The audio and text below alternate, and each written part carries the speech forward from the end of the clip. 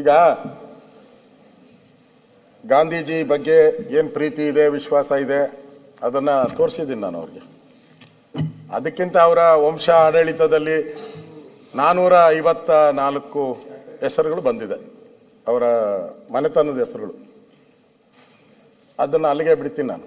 ಅವರೇ ರಾಜ್ಯದ ಜನ ತೀರ್ಮಾನ ಮಾಡ್ಕೊಂಡ್ಲಿ. ನಾನು ಕೊಟ್ಟಿದ್ದೀನಿ ಪಟ್ಟಿ. ರಾಜ್ಯದ ಜನ ತೀರ್ಮಾನ, ಅಲ್ಟಿಮೇಟ್ ಆಗಿ ಜನ ತೀರ್ಮಾನ ಮಾಡೋರು. ರಾಜ್ಯದ ಜನ ತೀರ್ಮಾನ ಮಾಡಲಿ ಯಾರಿಗೆ ಪ್ರಾಮುಖ್ಯತೆಯನ್ನು ಯಾರು ಕೊಟ್ಟಿದ್ದಾರೆ ಅಂತ. ಅಧ್ಯಕ್ಷರೇ, ನೀವು ಮತ್ತೆ ಬಡ್ಜೆಟ್ ಮುಗಿಸ್ತೀನಲ್ಲಿ. ಅದನ್ನು 87ರಲ್ಲಿ ಆರ್ಥಿಕ ಶಿಸ್ತನ್ನು ಕಾಪಾಡುವ ನಿಟ್ಟಿನಲ್ಲಿ ಗುತ್ತಿಗೆ ಸಾರ್ವಜನಿಕ ಸಂಗ್ರಹಣೆಯಲ್ಲಿ ಪಾರದರ್ಶಕ ತರಲು ಕಾಂಟ್ರಾಕ್ಟ್ ಮ್ಯಾನೇಜ್ಮೆಂಟ್ ಮಾಡ್ಯೂಲ್ ಮಾಡಿದೆ ಅಂತ ಹೇಳಿದ್ದಾರೆ.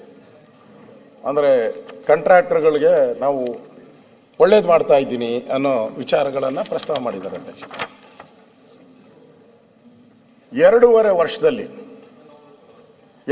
ವರ್ಷದಲ್ಲಿ ರಾಜ್ಯ ಸರ್ಕಾರದ ವಿರುದ್ಧ ಕಾಂಟ್ರಾಕ್ಟರ್ಗಳು ಮೂರು ಬಾರಿ ಪ್ರೆಸ್ ಮೀಟ್ ಮಾಡಿದ್ದಾರೆ. 3 ಪಾರ್ಟಿ ಪ್ರೆಸ್ ಮೀಟ್ ಮಾಡಿ ಲಂಚ ಹೆಂಗ್ ತಗೊಂತಾರೆ ಅನ್ನೋದನ್ನ ಬಿಡಿಸಿ ಹೇಳಿದ್ದಾರೆ. ನಮ್ಮ ಸರ್ಕಾರದ ಮೇಲೂ ಹಂಗಂದ್ಬಿಟ್ಟು ನಮ್ಮ ಮಾಡಿಲ್ಲ ಅಂತಲ್ಲ, ನಮ್ಮ ಸರ್ಕಾರದ ಮೇಲೂ 1 ಬಾರಿ ಪ್ರೆಸ್ ಮೀಟ್ ಮಾಡಿದ್ರು. ಕೆಂಪಣ್ಣ ಅನ್ನೋರು ನಮ್ಮ ಸರ್ಕಾರ ಕೊನೆ 6 ತಿಂಗಳಿದ್ದಾಗ 40% ಕಮಿಷನ್ನು ಅಂತ ಹೇಳ್ಬಿಟ್ಟು ಪ್ರೆಸ್ ಮೀಟ್ ಮಾಡಿದ್ರು. ಅವಾಗ ನಾನು ನೋಡಿದೆ, ನಾನು ಏನು ಕೆಂಪಣ್ಣ ದಿನನಿತ್ಯ ಪಾಪ CM ಅವರು ವಿರೋಧ ಪಕ್ಷದ ನಾಯಕರಾಗ ದಿನ ಕರ್ಸ್ಕೊಂತ ಇದ್ರು ಕೆಂಪಣ್ಣನ 40% ಕಮಿಷನ್. ಪಾಪ ಅವನು ಸತ್ತಾಗ ಅವ್ರು ಹೋಗಲೇ ಇಲ್ಲ, ಯಾರು ಹೋಗ್ಲಿಲ್ಲ, ಒಬ್ಬರು ಹೋಗ್ಲಿಲ್ಲ. CM ಅಂತೂ ನೋಡಕ್ ಹೋಗ್ಲಿಲ್ಲ.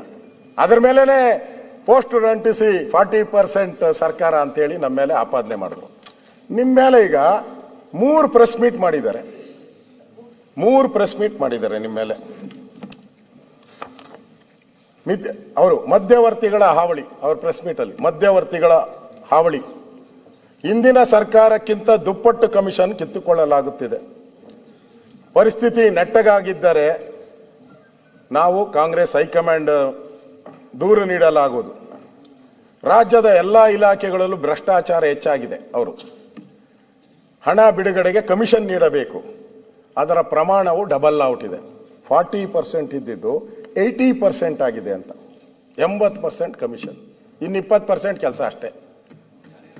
ಇಷ್ಟಾದರೂ ಸುಮ್ಮನಾಗದೆ ಸಚಿವರು ನಮ್ಮನ್ನು ಕರೆದು ಸಭೆ ನಡೆಸಿದರೆ ಭ್ರಷ್ಟಾಚಾರದ ಎಲ್ಲ ಮಾಹಿತಿಯನ್ನು ನೀಡುತ್ತೇನೆ ಅಂತ ಅವರು ಹೇಳಿದ್ದಾರೆ. ಸನ್ಮಾನ್ಯ ಅಧ್ಯಕ್ಷರೇ, ನಾನು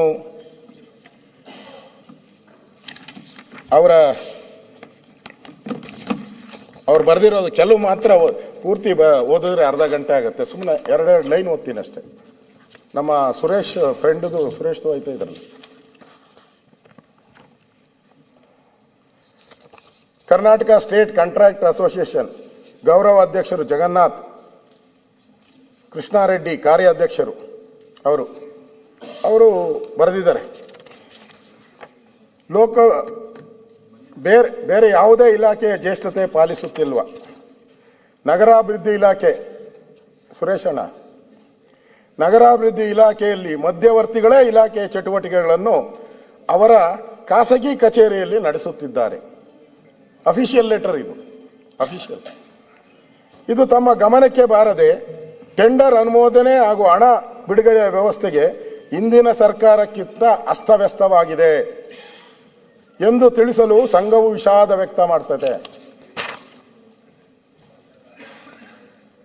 ಹಣ ಬಿಡುಗಡೆ ಹಾಗೂ ಇತರ ಸಮಸ್ಯೆಗಳನ್ನು ನಾವು ಗೌರವಾನ್ವಿತ ರಾಜ್ಯಪಾಲರು, ಗೌರವಾನ್ವಿತ ಹಿರಿಯರಾದಂಥ ಮಲ್ಲಿಕಾರ್ಜುನ ಖರ್ಗೆ ಅವರಿಗೆ ಮತ್ತು ಭಾರತ ಸರ್ಕಾರದ ವಿರೋಧ ಪಕ್ಷದ ನಾಯಕರಾದಂಥ ಸನ್ಮಾನ್ಯ ರಾಹುಲ್ ಗಾಂಧಿ ಅವರಿಗೆ ತಿಳಿಸಲು ಸಭೆ ಒಕ್ಕರಿನಿಂದ ತೀರ್ಮಾನ ಮಾಡಲಾಗಿದೆ.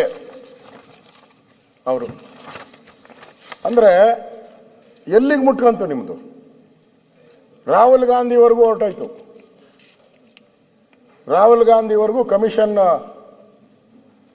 ಕಂಪ್ಲೇಂಟ್ ಹೋಯ್ತು. ನಮ್ಮದು ಬಿಡಿ 40% ಅಂತ ಹೇಳ್ಬಿಟ್ಟು ವಿರೋಧ ಪಕ್ಷದ ನಾಯಕರವರೆಗೂ ಹೋಗಿತ್ತು ಅಷ್ಟೇ ನಮ್ದು. ನಿಮ್ದು ಎಲ್ಲಿವರೆಗೂ ಹೋಗ್ಬಿಡ್ತು? ರಾಹುಲ್ ಗಾಂಧಿವರೆಗೂ ಹೊರಟೋಯ್ತು ಕಮಿಷನ್. ಇನ್ನು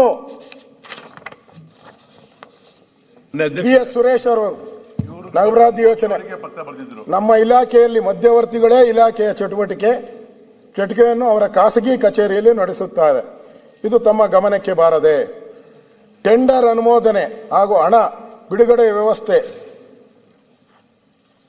ಎಲ್ಲನೂ ಕೂಡ ಮನೆಗಳಲ್ಲಿ ನಡೆಯುತ್ತೆ. ಅವ್ರ ಹೆಸರು ಹೇಳಿದಾರೆ, ನಾನು ಹೇಳಲ್ಲ. ರಾಜಾಜಿನಗರ, RT ನಗರ ಎಲ್ಲ ಅಫಿಷಿಯಲ್ ಆಗಿ ಕೊಟ್ಟಿರೋದು, ಇದೇನು ಮುಚ್ಚುಮರೆ ಏನಿಲ್ಲ ಇದರಲ್ಲಿ. ಈ ಕಾಪಿನ ಆಗಲೇ ಲೋಕಾಯುಕ್ತಕ್ಕೆ ಎಲ್ಲ ಕಡೆನೂ ಹೋಗ್ತಿದೆ. ಅಫಿಷಿಯಲ್ ಲೆಟರ್ನ ನಾನು ಬಿಡುಗಡೆ ಮಾಡ್ತಾ ಇದ್ದೀನಿ. ಇದು